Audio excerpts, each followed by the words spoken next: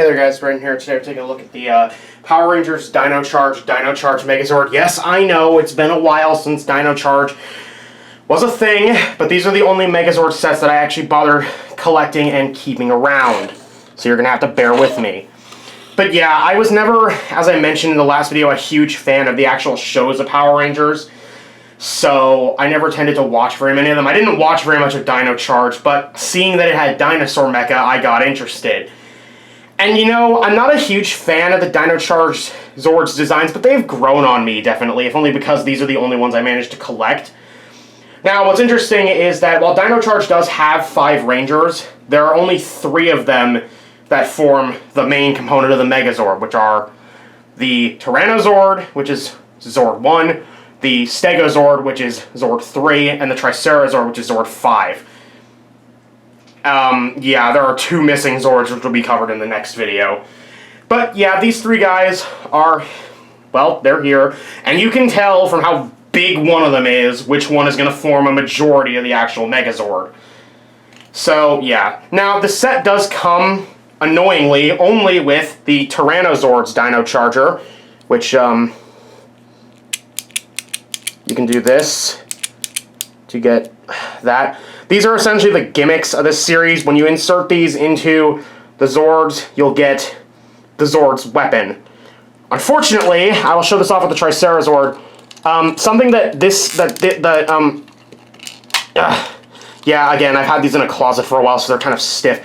Bandai changed is that once you insert the battery, the mouth does not go all the way down because the battery does not go in as far as it did on the original Kyryuger figure. So you're left with them stuck open like that if you want to keep them like that. But you don't have to insert the battery to actually get the gimmick. You can just stick your finger in the mouth, or alternatively, there's a little slider on the belly you can use. This is the Tricerazord. It's nice. I like that for once the Tricerazord isn't the Blue Ranger Zord. It's the Pink Rangers this time. It's kind of nice. But to activate this one's weapon, of course, you can just press in there, and you get a drill on the tail extending. Not as good as Kyryuger's weapon, because on Kyryuger's, these little laser cannon things would flip forward to form into a weapon set, but not bad necessarily. To form this into Megazord Mode, which for both the quadrupedal Zords, all you need to do is align the yellow bits on the legs, and now you got them ready for arm mode. Move her off to the side. Stego Zord. It's pretty nice looking. It's the first Stegosaurus Zord that we've gotten as like a part of the main Ranger ensemble. As in, it belongs to an actual Ranger and isn't just an extra Zord like the one from Dino Thunder.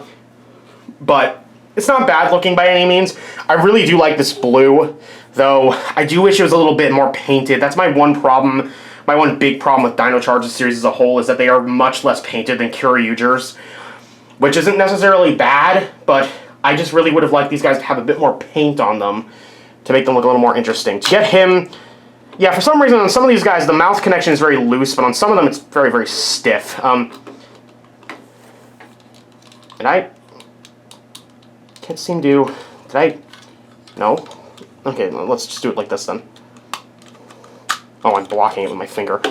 His little weapon gimmick is this little spike that pops out. That will be more important when we get into Megazord mode. His combination is actually slightly different. For his combination, what you're actually first going to do is yank that off, and then do the same thing you did with the Tricerazord otherwise, which is just align the yellow bits on the body. Now, for this, it can go all the way down like that, but I prefer to just keep it out like that. Another thing that Kyryuger had over this one is that this would open up to form like a sword and a shield combo, whereas here it's just a kind of goofy-looking sword.